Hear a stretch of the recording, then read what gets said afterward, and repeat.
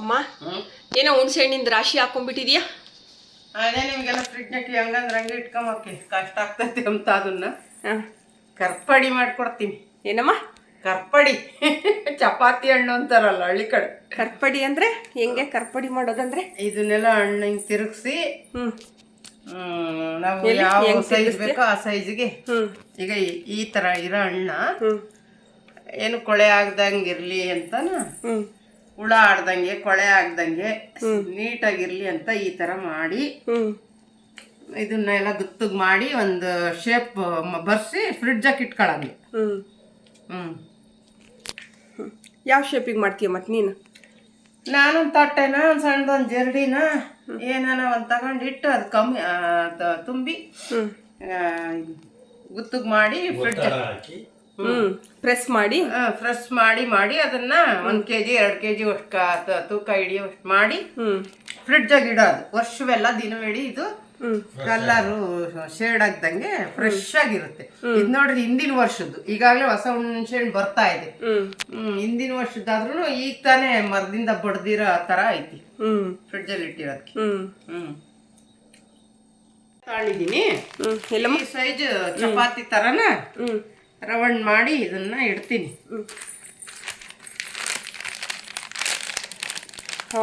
Circle shape ಮಾಡ್ತೀಯಾ? Circle ಆಗಿ ಮಾಡಿ ಅದು ಫ್ರಿಡ್ಜ್. ಯಾಕಮ್ಮ ಕವರ್ ಹಾಕಿದ್ಯಾ ತಟ್ಟೆಗೆ? Plastic cover? ಅದು ಅಂಟ್ಕೊಳತ್ತಲ್ಲ ಹುಣಸೆ ಹಣ್ಣು, ಏನು ಪೇಪರ್ ಹಾಕಿದ್ರೆ ಈಜಿಯಾಗಿ ಬರುತ್ತೆ. ತಟ್ಟೆಗೆಲ್ಲ ಹುಣಸೆ ಹಣ್ಣು ಅಂಟ್ಕೊಳ್ಳುತ್ತೆ, ತೆಗಿಬೇಕಾರೆ ಕಷ್ಟ ಆಗುತ್ತೆ ಅಂತ ಹೇಳಿ ಈ ತರ ಹಾಕಿದ್ರೆ ಕವರ್ ಹಾಕಿದ್ರೆ ಅಂಟ್ಕೊಳ್ಳೋದಿಲ್ಲ, ಸುಲಭವಾಗಿ ತಕ್ಕೋಬಹುದು ಅಂತ ಪೇಪರ್ ಹಾಕಿ ಯಾವಾಗಲೂ ನಾನೆಲ್ಲ ಮಕ್ಕಳಿಗೆಲ್ಲನೂ ಈ ಥರ ಮಾಡಿ 2-3 kg ಈ ಥರ ಮಾಡಿ ಕೊಡ್ತೀನಿ.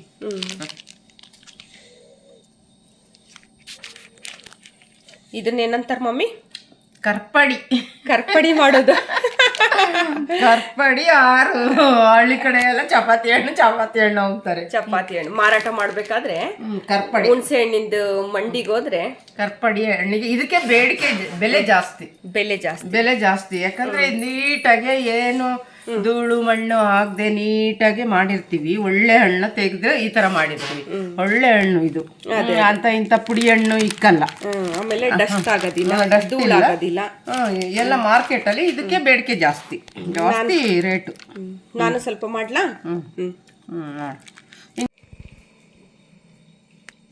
ಹುಣಸೆ ಹಣ್ಣು ಅಮ್ಮನ ಜೊತೆ ಸೇರ್ಕೊಂಡು ನಾನು ಕರ್ಪಡಿ ಮಾಡ್ತಾ ಇದ್ದೀನಿ ನೋಡಿ. ಚಪಾತಿ ಹಣ್ಣು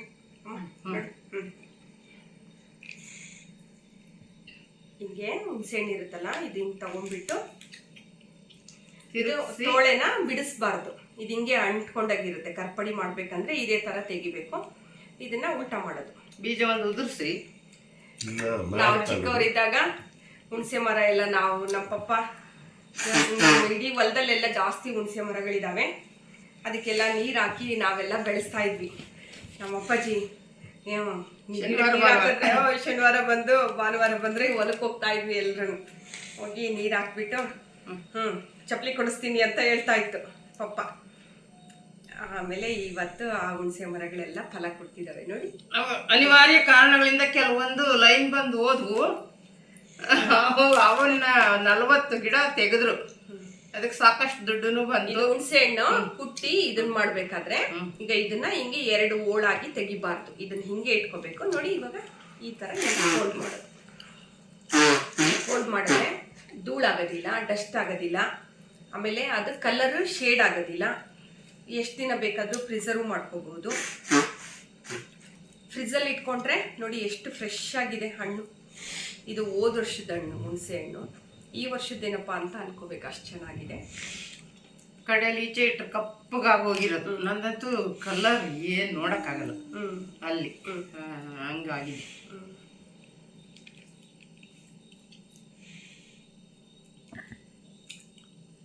ವ್ಯಾಪಾರ ಮಾಡೋರೆಲ್ಲ ಈ ಥರ ಮಾಡಿ ವ್ಯಾಪಾರ ಮಾಡಿದ್ರೆ ಜಾಸ್ತಿ ಲಾಭ ಈ ಥರ ಹುಣಸೆ ಹಣ್ಣುಗಳಿಗೆಲ್ಲ. ಆಮೇಲೆ ಎಕ್ಸ್ಪೋರ್ಟ್ ಮಾಡಲಿಕ್ಕೆಲ್ಲ ಈಸಿ ಆಗುತ್ತೆ.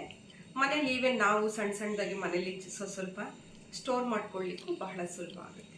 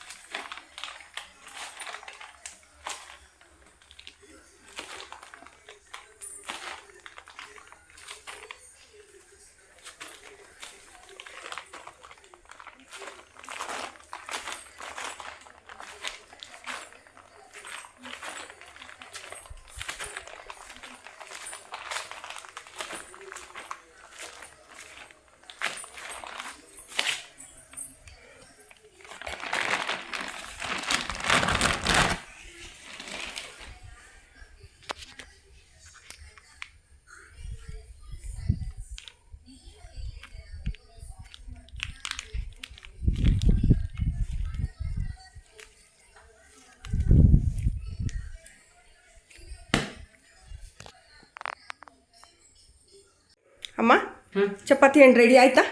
ಕರ್ಪಡಿ ರೆಡಿ ಆಯ್ತು. ಕರ್ಪಡಿ ಹಣ್ಣು ಪದ ಒಳ್ಳೆ ಸಾಕತ್ತಾಗಿದ್ಯಮ್ಮ. ಕರ್ಪಡಿ ಇದನ್ನ ಪ್ಲಾಸ್ಟಿಕ್ ಒಳಗೆ ಹಾಕಿ ತುಳು ತಟ್ಟೆಗೆ ಹಾಕಿ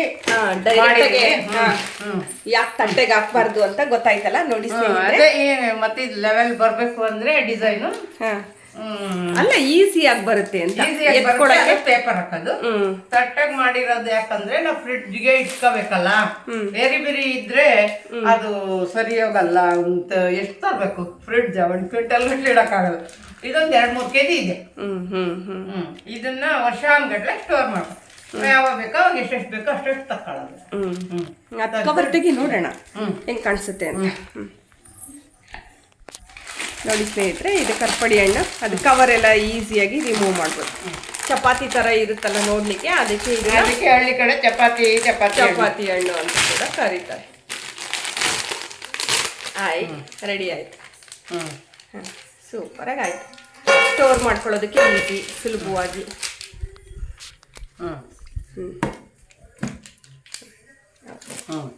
ಇದನ್ನ ಮತ್ತೆ ಒಂದು ಕವರ್, ಒಳ್ಳೆ ಕವರ್ಗೆ ಇಟ್ಟು ಫ್ರಿಡ್ಜ್ ಕರ್ಪಡಿ ಮಾಡಿರೋದು. ಹಿಂದೆ ಮುಂದೆ ತೋರ್ಸಮ್ಮ ನೋಡೋಣ, ಎಲ್ಲರೂ ನೋಡ್ಕೊಳ್ಳಿ ಯಾವ ತರ ಅಂತ. ವಾವ್, ಸಾಕಾಗಿದೆ. ಇದಕ್ಕೆ ಜಾಸ್ತಿ ಬೆಲೆ. ತಟ್ಟೆಲ್ ಹಾಕಿರೋದಕ್ಕೆ ಇದನ್ನ ನೀಟಾಗಿ ಮಾಡಿದೀವಿ. ಹುಷಾರಾಗಿ ನೀಟಾಗಿ ಕ್ಲೀನ್ ಆಗಿ ಮಣ್ಣು ಇಲ್ಲದೆ ಒಳ್ಳೆ ಜಾಗದಲ್ಲಿ ಮನೆಗೆ ಇಟ್ಕೊಳ್ಳೋದು ಅಂತ ನೀಟಾಗಿ ಮಾಡಿದೀವಿ. ಕೊಡೋರ್ಗು ಇದೇ ತರ ಮಾಡಿದ್ರೆ ಇದಕ್ಕೆ ಜಾಸ್ತಿ ಬೆಲೆ. ಅಯ್ಯೋ ಮಮ್ಮಿ, ಇಷ್ಟು ಕ್ಲೀನ್ ಆಗಿ ಇಷ್ಟೊಂದು ಚೆನ್ನಾಗಿ ಮಾಡಿಕೊಟ್ರೆ ನೀನ್ ಎಷ್ಟು ಬೆಲೆ ಹೇಳಿದ್ರು ಆರಾಮಾಗಿ ಕೊಟ್ಟು ತಗೊಂಡೋಗ್ತಾರೆ ಅಲ್ಲಿ. ಓಕೆ ಅಮ್ಮ, ಕರ್ಪಡಿ ಹಣ್ಣು ಮಾಡ್ಕೊಟ್ಟಿದ್ಯಾ? ನೋಡಿ ಸ್ನೇಹಿತರೆ, ಇದನ್ನ ಕರ್ಪಡಿ ಹಣ್ಣು ಅಂತಾರೆ ಅಥವಾ ಚಪಾತಿ ಹಣ್ಣು ಅಂತಾರೆ. ಚಪಾತಿ ಹಣ್ಣು, ಹುಣಸೆ ಹಣ್ಣನ್ನ ಈ ರೀತಿ ಮಾಡಿಟ್ಕೊಳ್ಳೋದ್ರಿಂದ ತುಂಬಾ ಸುಲಭವಾಗಿ ನಾವು ಅದನ್ನ ಸ್ಟೋರ್ ಮಾಡ್ಕೋಬಹುದು. ಹುಳ ಬರಲ್ಲ, ಧೂಳಾಗೋದಿಲ್ಲ, ಫ್ರೆಶ್ ಆಗಿರುತ್ತೆ, ಕೆಡೋದಿಲ್ಲ. ಓಕೆ, ಅಮ್ಮ ಮಾಡ್ಕೊಟ್ಟಿದ್ದೆ ಕರ್ಪಡಿ ಹಣ್ಣು ರೆಡಿ.